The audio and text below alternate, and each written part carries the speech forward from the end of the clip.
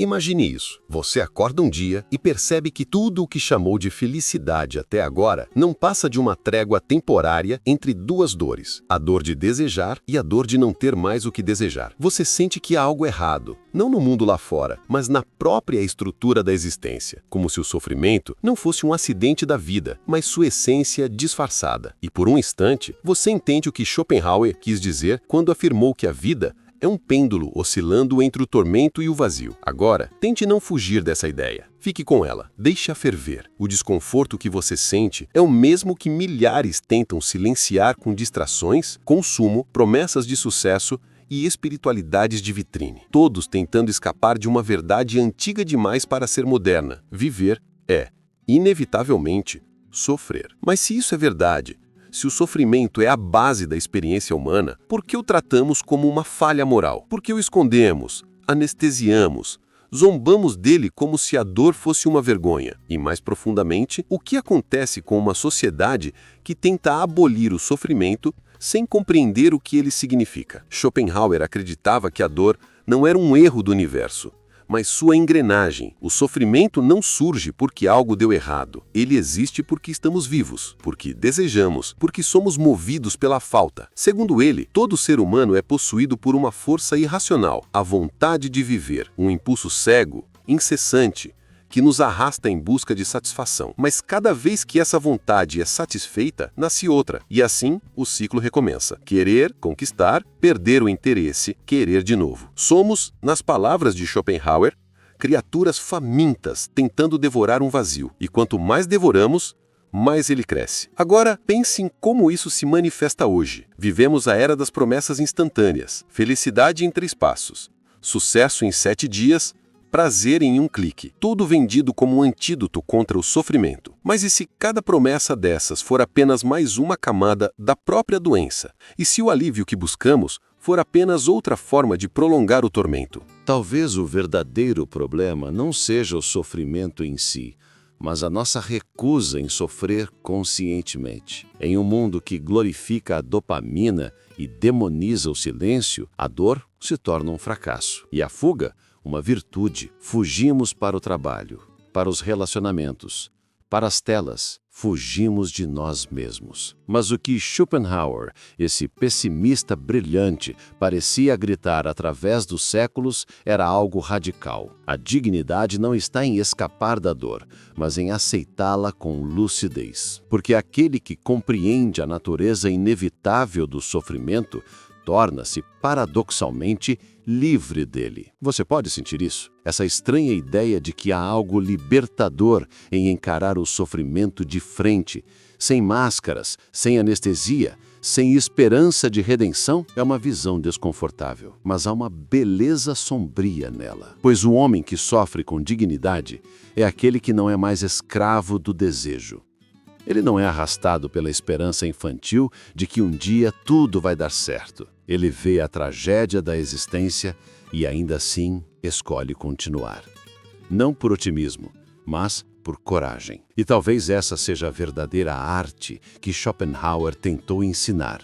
A arte de sofrer com consciência, sem se perder na revolta, nem se render à apatia. A arte de existir em meio à dor e ainda assim permanecer inteiro. Mas como chegamos a esse ponto em que a simples ideia de sofrer nos parece insuportável? Porque nossa cultura, obcecada com prazer e produtividade, tornou o sofrimento uma espécie de tabu. E o mais inquietante, o que perdemos ao tentar eliminá-lo da experiência humana? Há raízes mais profundas nessa fuga, raízes psicológicas, filosóficas e espirituais que moldam silenciosamente a forma como pensamos, sentimos e vivemos. Para compreendê-las, precisamos descer alguns andares na alma humana até o ponto onde Jung encontrou a sombra, Nietzsche encontrou a vontade e Schopenhauer encontrou a dor. É lá, nesse subterrâneo psíquico,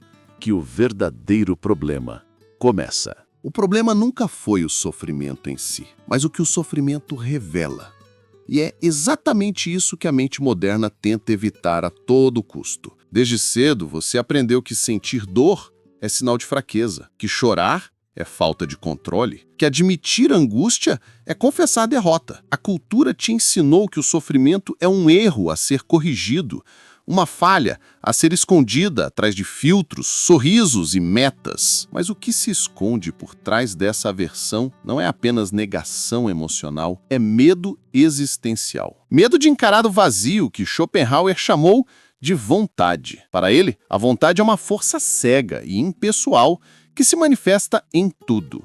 Nas árvores que crescem, nos animais que caçam, nos humanos que amam e guerreiam. Ela é o impulso que mantém o mundo em movimento e o motivo pelo qual nunca estamos em paz. Desejar é sofrer, satisfazer o desejo é cair no tédio, e do tédio nasce um novo desejo. Esse ciclo não tem fim, porque a própria vida é o ciclo. Mas o homem moderno, arrogante em sua racionalidade, acredita que pode escapar dessa natureza. Ele tenta substituir o sentido por estímulo, a dor por distração, o ser por performance. E quanto mais tenta fugir, mais profundamente é devorado pela própria vontade. Carl Jung, um século depois, diria que aquilo que não é trazido à consciência retorna como destino, e o sofrimento que negamos, ele avisou, não desaparece, apenas muda de forma. Ele se torna ansiedade, compulsão, vício e irritação sem causa,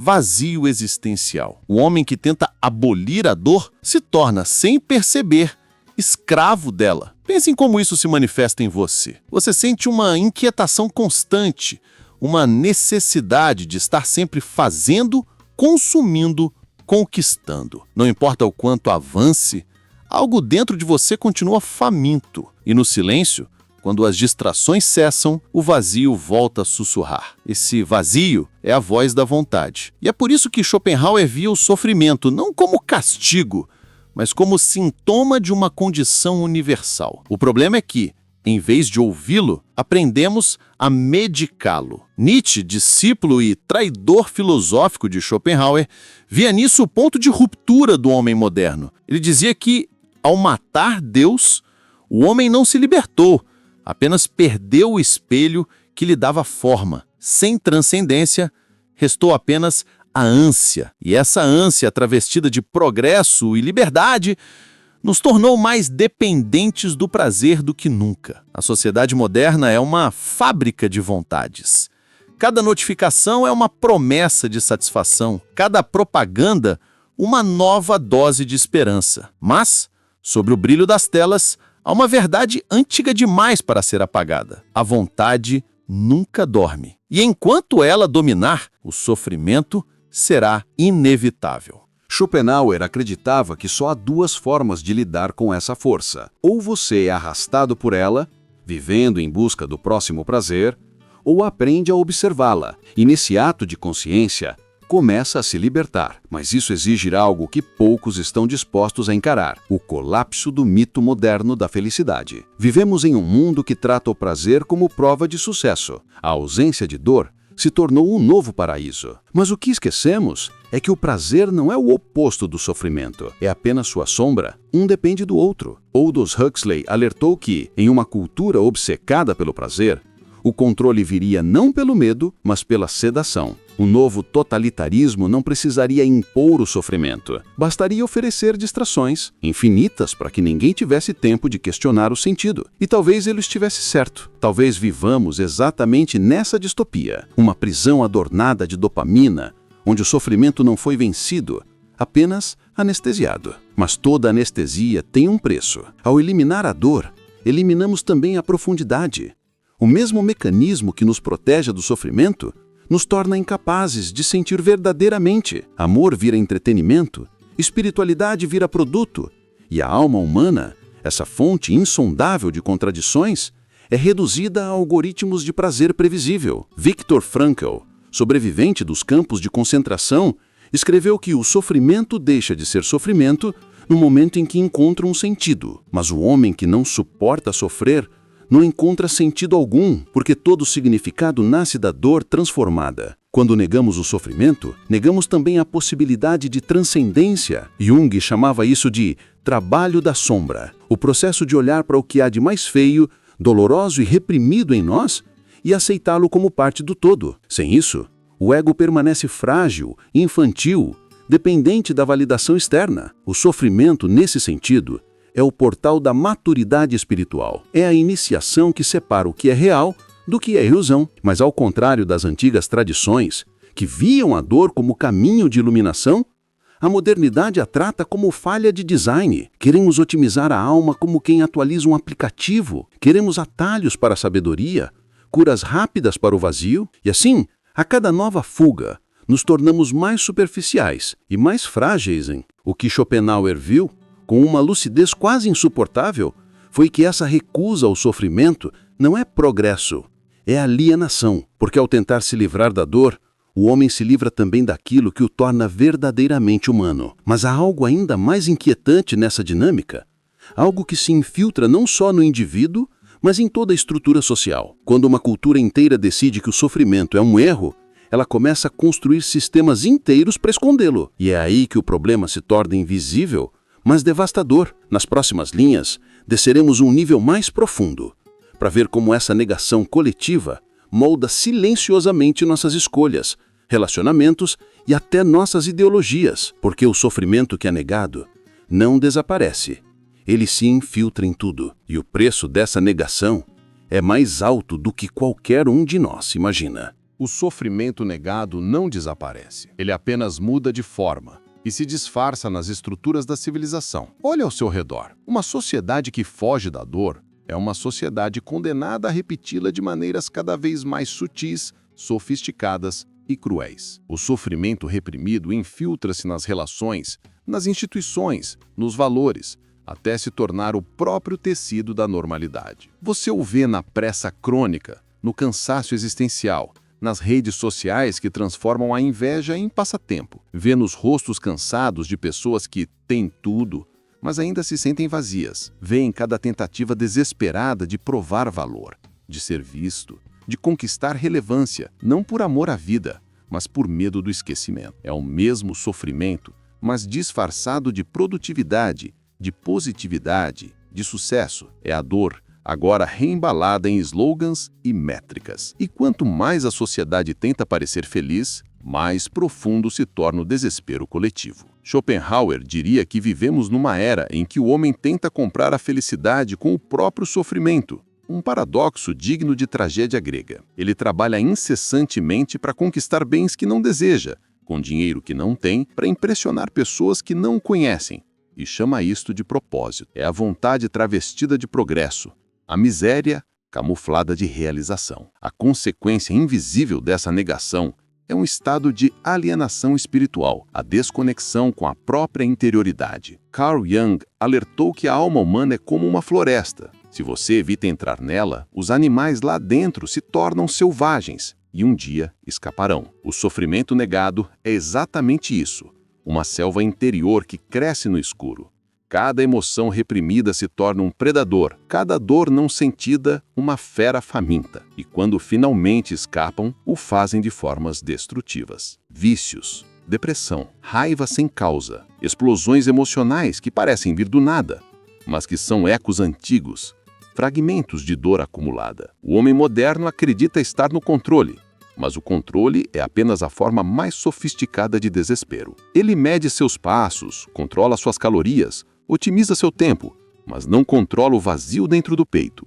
E o vazio, ignorado, se transforma em tirano. O sofrimento negado cria uma psique partida, um eu que existe apenas na superfície, enquanto as camadas profundas se tornam território desconhecido. E quanto mais ele tenta se manter funcional, mais se distancia de si mesmo. O resultado é um tipo de loucura socialmente aceita, uma insanidade coletiva onde todos fingem estar bem e todos sabem que não estão. Fyodor Dostoiévski escreveu que a maior miséria do homem moderno é ter perdido a capacidade de sofrer com sentido. Ele sofre, sim, mas de forma fragmentada, sem direção, sem aprendizado. Sua dor é estéril, porque foi isolada de qualquer transcendência. O sofrimento deixou de ser um mestre e virou um ruído incômodo. Mas Schopenhauer, com sua lucidez gélida, via no sofrimento o único portal possível para a sabedoria, porque a dor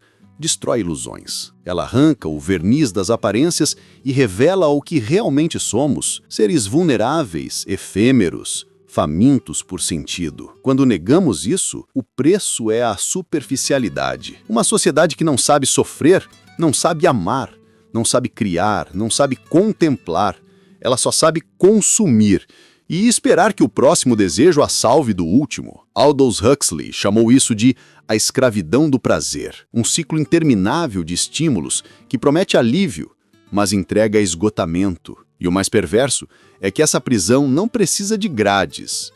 Basta um feed infinito, basta o medo do silêncio. O sofrimento que não enfrentamos se transforma em ruído constante. Ele nos impede de escutar o que há de mais sutil, o chamado da alma. E quando uma civilização inteira se desconecta desta escuta, algo essencial se perde. A capacidade de encontrar sentido no inevitável. Nietzsche, ao perceber isso, transformou o pessimismo de Schopenhauer numa filosofia da superação. Para ele, o sofrimento era não apenas inevitável, mas necessário. O crisol onde o espírito se fortalece. Mas o homem moderno, protegido por anestesias emocionais, nunca chega a esse ponto. Ele morre antes de nascer, vivendo uma vida inteira dentro de uma zona morna, confortável e sem significado. E assim, o sofrimento retorna em escala coletiva. Guerras movidas por ressentimento, movimentos de ódio disfarçados de virtude, ideologias que prometem salvação enquanto cultivam rancor. Tudo isso são sintomas de uma mesma doença, a recusa em sofrer conscientemente. Porque o sofrimento, quando aceito, se transforma em consciência, mas, quando negado, se torna destrutivo. Primeiro dentro de nós, depois fora. Vivemos em um tempo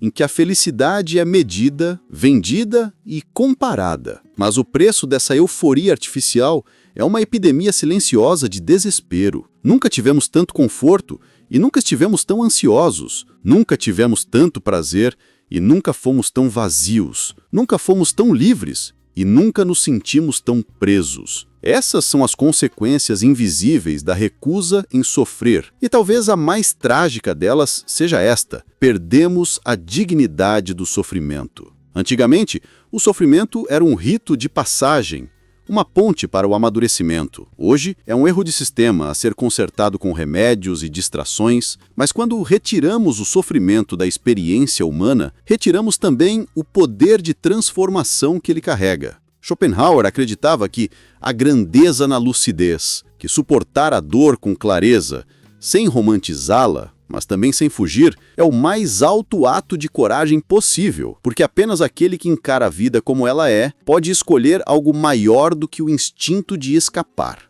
E é nesse ponto que a filosofia se transforma em rebeldia, porque compreender o sofrimento é uma forma de se libertar dele, não negando sua existência, mas dissolvendo seu domínio. E é aqui que surge a virada. A pergunta que Schopenhauer deixa suspensa no ar. Se não podemos eliminar o sofrimento, como podemos sofrer melhor?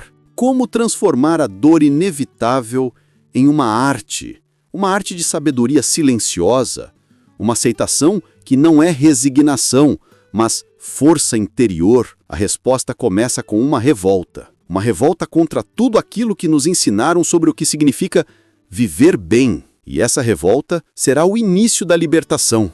Chega um momento em que o sofrimento deixa de ser um inimigo e se torna um espelho. E ao olhar para dentro dele, você começa a perceber que o verdadeiro cárcere nunca foi a dor em si, mas a resistência a senti-la. É nesse instante que a rebelião começa. Não a rebelião contra o mundo, nem contra o destino, mas contra a mentira milenar de que o sofrimento é algo a ser eliminado. Schopenhauer acreditava que a sabedoria começa quando o homem abandona a ilusão de que a vida existe para fazê-lo feliz. Esse é o ponto de ruptura, o momento em que você para de buscar prazer e começa a buscar lucidez. Quando a dor deixa de ser um obstáculo e se torna um mestre, mas como se liberta quem nasceu dentro do labirinto? Como escapar de uma cultura que transformou a fuga em virtude e o desconforto em pecado? A resposta, paradoxalmente, não é correr, é parar.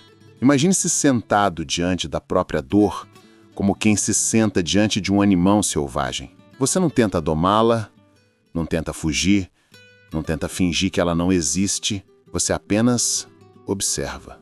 E nessa observação, algo muda. A dor deixa de ser uma ameaça e se torna linguagem. Ela fala daquilo que você negou, daquilo que evitou sentir, das partes de si que abandonou em nome da conveniência. É a voz da vontade revelando sua natureza.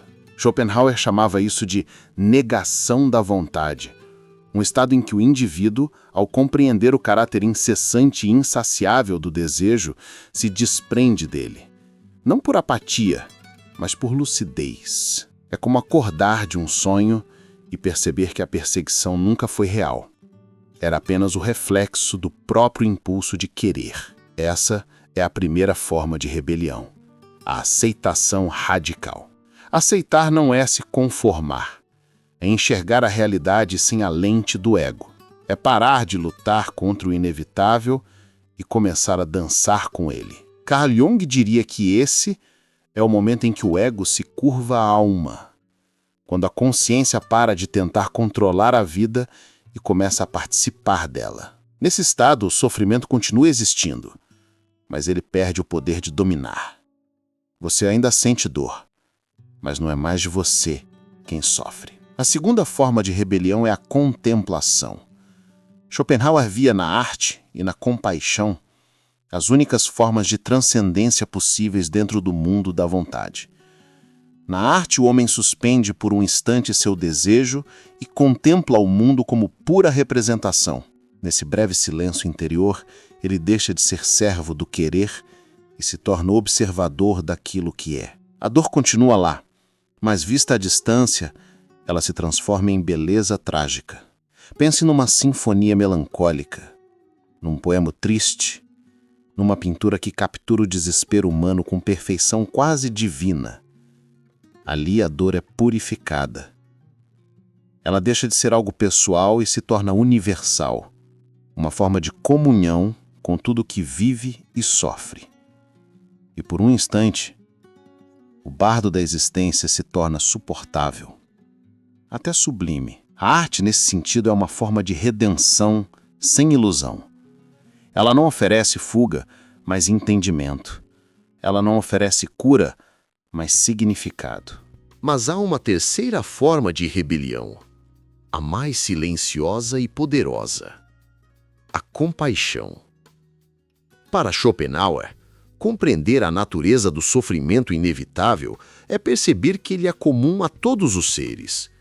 E dessa percepção nasce a empatia verdadeira, não como virtude moral, mas como consequência lógica. Ao reconhecer a dor em mim, reconheço a dor em você, e nesse reconhecimento, algo se dissolve. A fronteira do ego. A compaixão é a única resposta lúcida a um mundo movido pela vontade. Ela é o gesto que quebra o ciclo da violência, porque vê no outro o mesmo destino. Ela transforma a dor em ponte, não em prisão. Nietzsche, embora rejeitasse o pessimismo de Schopenhauer, herdou dele essa noção de superação, mas reinterpretou-a de forma mais feroz. O que não me mata, me fortalece. Para Nietzsche, o sofrimento não deveria ser negado, mas afirmado, transmutado em potência criativa. Ele acreditava que o homem livre é aquele que diz sim à vida, com todas as suas dores e absurdos, e nesse sim encontra algo mais forte que a felicidade: o sentido. Você percebe a convergência? Tanto Schopenhauer quanto Nietzsche, cada uma à sua maneira, apontavam para a mesma direção. A liberdade nasce da compreensão do sofrimento, não da fuga dele. Mas essa liberdade exige coragem. A coragem de desmontar o teatro do prazer e enfrentar o silêncio que resta. A coragem de existir sem anestesia. A coragem de ver a vida como ela é e ainda assim amá-la, não por suas promessas, mas por sua intensidade. Essa é a verdadeira rebelião. Recusar a tirania da vontade e escolher a dignidade da consciência. Mas há uma armadilha sutil aqui. Aceitar o sofrimento não significa glorificá-lo. A dor, por si só, não é nobre. O que a torna sagrada é a forma como a atravessamos. O homem que sofre inconscientemente é vítima da vontade. O homem que sofre conscientemente é testemunha dela. E a diferença entre um e outro é a mesma que separa o desespero da sabedoria. Quando você percebe que o sofrimento é parte do fluxo natural da vida, algo dentro de você relaxa. O medo de perder, o medo de falhar, o medo de ser esquecido, todos esses medos começam a perder o sentido. Porque a consciência desperta entende que nada pode ser realmente possuído. Nem o prazer, nem a dor. É nesse ponto que a alma se torna leve. Não porque o fardo desapareceu, mas porque você parou de resistir a ele. E o que antes parecia uma condenação começa a se revelar como caminho. Schopenhauer chamava essa libertação de santidade filosófica. Não no sentido religioso, mas existencial. É o estado de quem vê o mundo com compaixão, suporta a dor com serenidade e vive sem exigir que a vida seja outra coisa senão a que é. Essa é a arte de sofrer com dignidade. A arte de transformar o inevitável em consciência. A arte de, em meio à dor, encontrar paz. Mas há algo ainda mais profundo que essa aceitação, algo que transcende até mesmo a lucidez. Um ponto onde o sofrimento se dissolve não por resignação, mas por compreensão total. Esse ponto é a verdade final. E é para lá que caminhamos agora. Para o instante em que toda a dor se revela como parte de um todo maior, onde o sofrimento deixa de ser um peso e se torna revelação. Há um instante silencioso e quase imperceptível em que o sofrimento deixa de ser sofrimento. Não porque desaparece, mas porque compreendido. Esse é o ponto onde a dor se revela como a outra face da consciência. O lugar onde o eu termina e algo muito maior começa a respirar através de você. Durante toda a vida, somos ensinados a lutar contra o que sentimos.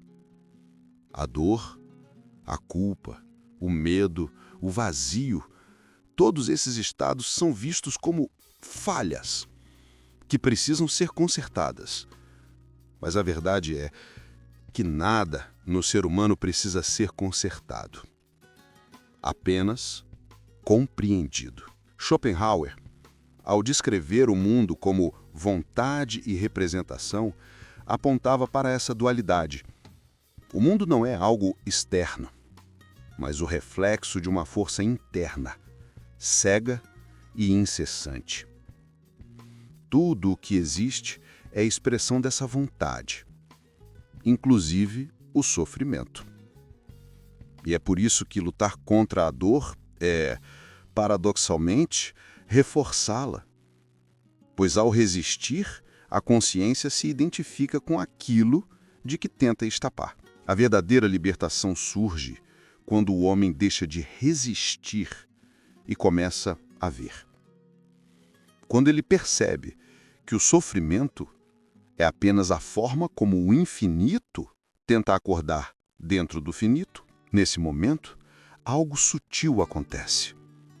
A dor deixa de ser pessoal. Você ainda sente, mas já não se sente o sofredor. O sofrimento passa a ser visto como um fenômeno natural, como o som da chuva, o rugir do vento, o nascimento e a morte das coisas. Essa é a verdade final. O sofrimento é parte da totalidade, e a totalidade é perfeita em sua imperfeição. Carl Jung chamaria isso de integração. É quando o ser humano se reconcilia com o que rejeitou. O medo, a raiva, a sombra, o vazio. tudo isso sempre foi parte da própria alma. A luz não vence a escuridão, ela a inclui. Nesse estado de integração, o homem não se torna imune à dor, mas transparente a ela. Ele sente, mas não se prende. Ele chora, mas entende. Ele vive, mas não se perde na ilusão de que a vida deva ser diferente. A consciência desperta percebe que o sofrimento, longe de ser um erro do universo, é o próprio mecanismo da evolução interior. O sofrimento não é castigo, é purificação. É o processo pelo qual o ego se desfaz, camada por camada, até que reste apenas o ser. Nietzsche chamaria isso de amor fati, o amor pelo destino, a aceitação radical não apenas do prazer, mas também da dor, da perda, da impermanência. Amar o que é, exatamente como é. Não desejar que as coisas sejam melhores, mas ver que, do modo como são, já carregam a semente da perfeição. Esse amor não é passivo. É a força suprema da alma desperta, o momento em que o homem para de pedir explicações ao universo e começa a dançar com ele.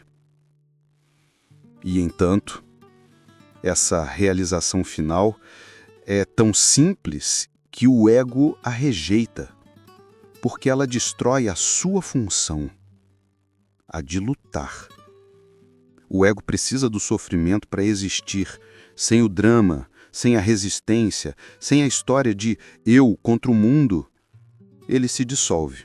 Por isso, o despertar espiritual ou psicológico é, acima de tudo, um processo de morte. A morte do eu ilusório. A morte de quem você acreditava ser. E toda dor que você experimentou ao longo da vida foi, em essência, o parto dessa morte. A cada vez que um desejo não foi atendido, uma parte da ilusão se rompeu. A cada perda, uma casca caiu. A cada fracasso, o ego gritou e a consciência despertou um pouco mais. Esse é o paradoxo da existência. O que mais tememos é o que mais nos liberta. Dostoiévski entendeu isso com profundidade brutal. Em suas obras, o sofrimento é a via da redenção.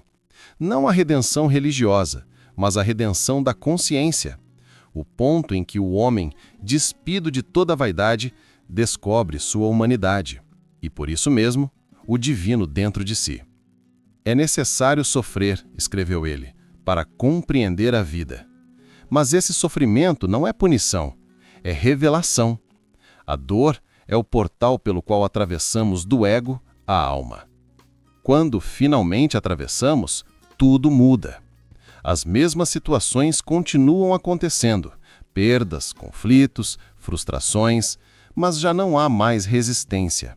Você sente, observa e permite. E nesse permitir, há uma serenidade que o mundo não pode tocar. A vida deixa de ser uma guerra a ser vencida e se torna uma dança a ser compreendida. O sofrimento perde seu caráter pessoal e se transforma em compaixão universal. Você começa a olhar para os outros e vê neles a mesma jornada que um dia foi a sua, o mesmo desespero, a mesma busca, o mesmo medo de encarar o próprio vazio. E dessa visão nasce algo novo, a sabedoria silenciosa. Aquele tipo de paz que não depende de nada, porque já entendeu tudo. É aqui que o homem verdadeiramente desperto se torna, paradoxalmente, leve. Não porque não sofre mais, mas porque o sofrimento não tem mais dono. A consciência se expande e abraça tudo, o belo e o terrível, o prazer e a dor, o nascimento e a morte, e vê que nada disso é oposto, mas expressão da mesma essência. A vida é o sofrimento dançando com a alegria, eternamente. E o homem desperto é aquele que sorri enquanto observa essa dança, sabendo que ele e a própria dança são uma só coisa. Schopenhauer chamaria isso de negação da vontade, Nietzsche de afirmação da vida e Jung de integração da sombra. Mas, no fundo, todos falavam da mesma experiência, a dissolução do eu na totalidade. Quando isso acontece, não resta mais ninguém para sofrer. E é por isso que, no auge da consciência, há silêncio. Um silêncio que não é ausência de som, mas presença de tudo. Um silêncio que não nega o mundo, mas o contém. A verdade final é que não há nada a conquistar, não há nada a curar, não há nada a entender que já não esteja sendo revelado, aqui e agora, em cada respiração. O sofrimento foi o mestre, e o aprendizado foi simples.